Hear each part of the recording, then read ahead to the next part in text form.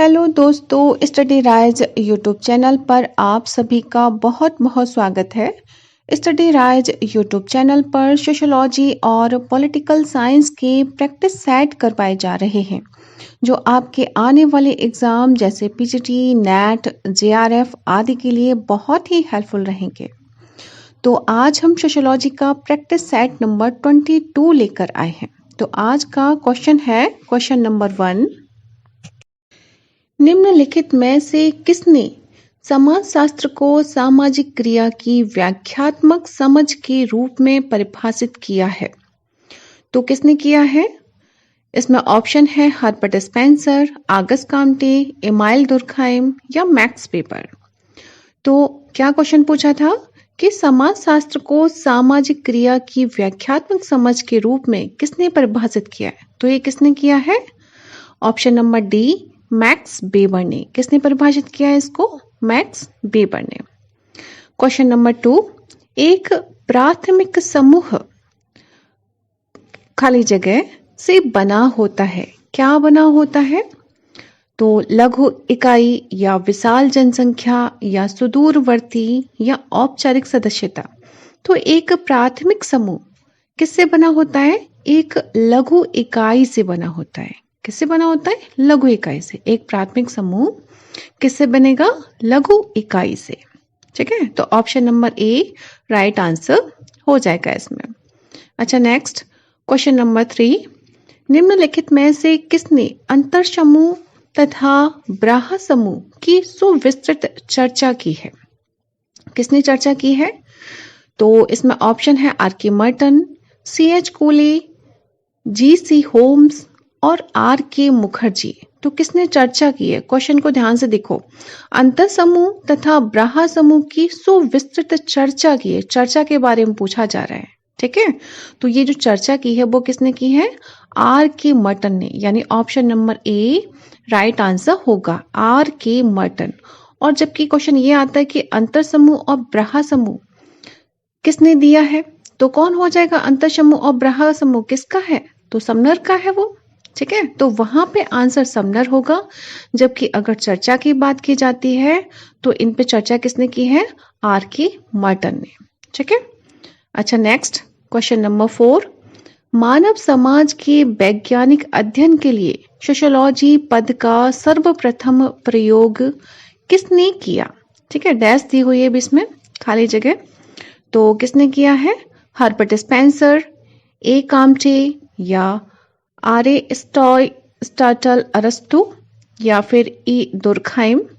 तो किसने किया है? मानव समाज के वैज्ञानिक अध्ययन के लिए सोशियोलॉजी पद का सर्वप्रथम प्रयोग किसने किया है?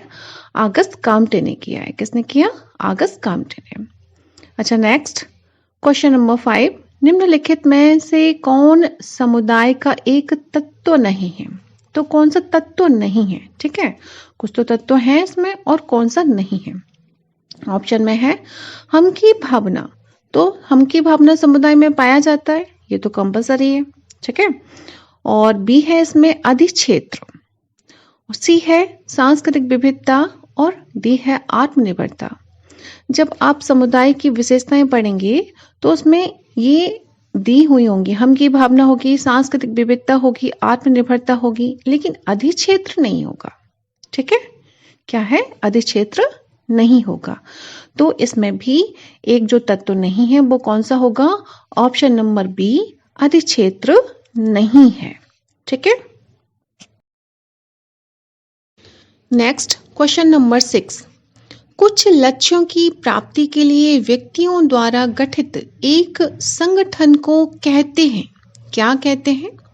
समाज, संघ, संस्था या समुदाय।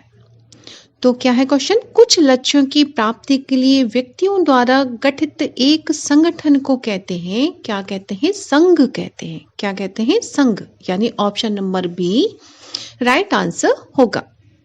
नेक्स्ट क्वेश्चन नंबर 7, निम्नलिखित में से किसे सार्वभौम सामाजिक संस्था के रूप में जाना जाता है? तो किसे सार्वभौम सामाजिक संस्था के रूप में जाना जाता है? जाति, धर्म, परिवार या जनजाति। तो किसे जाना जाता है सार्वभौम सामाजिक संस्था के रूप में? तो वो हो जाएगा धर्म, यानी option number B right answer होगा, धर्म। नेक्स्ट क्वेश्चन नंबर 8, निम्न वर्ग संस्कृति का एक उदाहरण है। तो निम्न वर्ग संस्कृति का कौन सा एक उदाहरण है? ऑप्शन में है प्रति संस्कृति, परिसंस्कृति, उप संस्कृति या प्रभुत्व संस्कृति। तो निम्न वर्ग संस्कृति जो है वो किसका उदाहरण है? उप संस्कृति का, यानी ऑप्शन नंबर सी उप संस्कृति का एक उदाहरण है। ठीक है, तो option number C right answer होगा।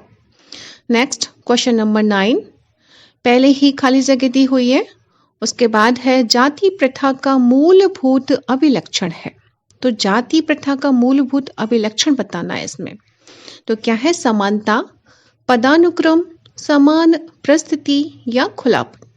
तो इसमें क्या सही होगा? पदानुक्रम, यानी ऑप्शन नंबर बी पदानुक्रम जाति प्रथा का मूलभूत अभिलक्षण है। ठीक है, तो option number B right answer होगा। Next question number 10, R K Merton के अनुसार निम्नलिखित में से कौन सा एक संदर्भ समूह के आधार का निर्माण करता है? तो कौन निर्माण करता है आधार का, संदर्भ समूह के आधार का? तो सापेक्षिक समानता, सापेक्षिक कठिनाइयां, सापेक्षिक साहचर्य या सापेक्षिक वंचना। तो क्या करता है? सापेक्षिक वंचना, यानी option number D right answer होगा। आर के मटन के अनुसार कौन सा एक संदर्भ समूह के आधार का निर्माण करता है? तो वो क्या होता है? सापेक्षिक वंचना। जब हमें किसी चीज की कमी होती तभी तो हम उसको प्राप्त करने के लिए प्रयास करते हैं, तो वो क्या होगी? सापेक्षिक वंचना कही जाएगी। ठीक है, तो option number D right answer होगा। Next question number 11, role set की अवधारणा को प्रतिपादन किसने किया? रोल सेट की अवधारणा का प्रतिपादन किसने किया? तो ऑप्शन में है टालकट Parsons, are K Merton, max weber, A R Radcliffe brown. तो इसमें रोल सेट की अवधारणा किसने दी थी? सबको ही पता है। तो ये किसकी है रोल सेट की अवधारणा? आर के मर्टन की, यानी option number B right answer होगा, R K Merton. Next question number 12, human society का लेखक निम्नलिखित में से कौन है? ह्यूमन सोसाइटी का लेखक कौन है? तो टी पार्सन्स है, या फिर आर के मर्टन है, या फिर के डेविस है, या फिर मैकआइवर है। तो ह्यूमन सोसाइटी किसकी पुस्तक है? किंग्सले डेविस की, यानी ऑप्शन नंबर सी के डेविस राइट आंसर होगा। नेक्स्ट क्वेश्चन नंबर 13, सामाजिक मानदंड कौन निर्धारित करता है? सामाजिक मानदंड कौन निर्धारित करता है? राज्य, धर्म, समाज या विशिष्ट जनवर्ग। तो कौन निर्धारित करता है सामाजिक मानदंड? तो कौन करेगा? समाज करेगा, सोसाइटी करेगी। ठीक है, तो option number C right answer होगा।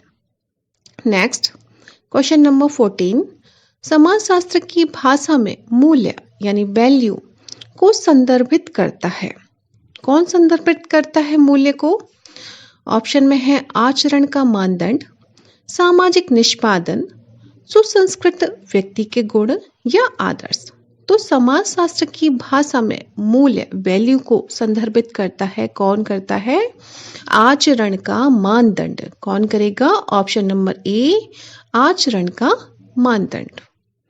नेक्स्ट क्वेश्चन नंबर 15, एक पुरुष के 2 या अधिक स्त्रियों से विवाह को कहते हैं, क्या कहते हैं? तो बहुपत्नी विवाह, एक विवाह या बहुपति विवाह या पैतृक बहुपति विवाह। तो क्या कहा जाएगा? एक पुरुष के 2 या अधिक स्त्रियों से विवाह को कहेंगे बहुपत्नी विवाह। क्या कहा जाएगा? बहुपत्नी विवाह, यानी option number A right answer होगा। नेक्स्ट क्वेश्चन नंबर 16, इनमें से किसमें बहुपति विवाह की प्रथा प्रचलित है? तो किसमें बहुपति विवाह की प्रथा प्रचलित है? पालियान में, संथाल में, टोडा में या जाट में। तो बहुपति विवाह की प्रथा प्रचलित है कहाँ पे? टोडा जनजाति में। किसमें? टोडा, यानी C option number right answer होगा, टोडा जनजाति। अच्छा नेक्स्ट क्वेश्चन नंबर 17, सामाजिक स्तरीकरण के मापदंड हैं। इसमें सामाजिक स्तरीकरण के मापदंड बताने हैं, कौन से हैं? तो ऑप्शन में है शक्ति प्रतिष्ठा, प्रतिष्ठा पद, शक्ति पद या शक्ति पद प्रतिष्ठा। अब इसमें ऑप्शन है ए केवल एक सही है, बी 2 और 3 सही है, या फिर सी 3 और 1 सही है, या डी केवल 4 सही है। तो इसमें कौन सा राइट आंसर होगा? यानी सामाजिक स्तरीकरण के मापदंड जो हैं वो शक्ति भी है, पद भी है और प्रतिष्ठा भी है, यानी तीनों ही सही है। यानी कि इसके अकॉर्डिंग ऑप्शन नंबर डी यानी केवल 4 सही है, ये राइट आंसर होगा। Option number D right answer होगा। नेक्स्ट क्वेश्चन नंबर 18, सूची 1 में दी गई मदों का सूची 2 में दी गई मदों से मेल कीजिए। ठीक है, तो इसमें सूची 1 को सूची 2 से मिलाना है। अब इसमें देखते हैं क्या क्या है। एक तरफ अधिनियम है और एक तरफ वर्ष है, तो मिलान करना है। घरेलू हिंसा अधिनियम, घरेलू हिंसा अधिनियम कब बना था? तो इसमें देखो ऑप्शन नंबर 3 यानी 2006 में बना था। वैसे घरेलू हिंसा अधिनियम 2005 में बना था, लेकिन जब लागू होते होते 2006 आ गया। ठीक है, तो ए का 3 से मिलान हो जाएगा, ए का 3 से।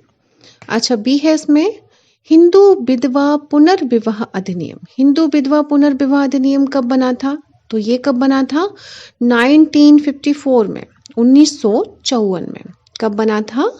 1954 में हिंदू विधवा पुनर्विवाह अधिनियम बना था। अच्छा, नेक्स्ट है इसमें शारदा एक्ट। तो शारदा एक्ट कब बना था?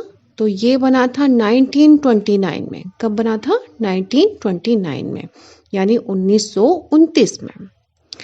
तो सी का 5 हो जाएगा इसमें। अब है दहेज निषेध अधिनियम। तो दहेज निषेध अधिनियम ये कब बना था? 1961 में, 1961 में। कब बना था दहेज निषेध अधिनियम? 1961 में या 1961 में। तो डी का 2 से मिलान हो जाएगा। ठीक है, तो जब हम इस तरह से मिलान करेंगे तो इसका कोड बनेगा ऑप्शन नंबर ए। तो ए राइट आंसर होगा। नेक्स्ट, प्रत्याशित सामाजिकरण को जन्म देता है। प्रत्याशित सामाजिकरण को जन्म देता है, कौन देता है? तो संघर्ष या व्यक्तित्व का विघटन या मानदंडहीनता या ऊर्ध्वगामी सामाजिक गतिशीलता। तो जो प्रत्याशित सामाजिकरण है वो किसको जन्म देता है? ऊर्ध्वगामी सामाजिक गतिशीलता को, यानी option number D right answer होगा। प्रत्याशित सामाजिकरण किसको जन्म देता है? ऊर्ध्वगामी सामाजिक गतिशीलता को। अच्छा, नेक्स्ट क्वेश्चन नंबर 20, जाति के प्रति सामाजिक स्तरीकरण के बेबेरियन मॉडल का उपयोग के द्वारा किया गया। तो किसके द्वारा बेबेरियन मॉडल का उपयोग किया गया? तो इसमें ऑप्शन है M N Srinivas, S A Dubey, G S Ghurye या आंद्रे बेतई।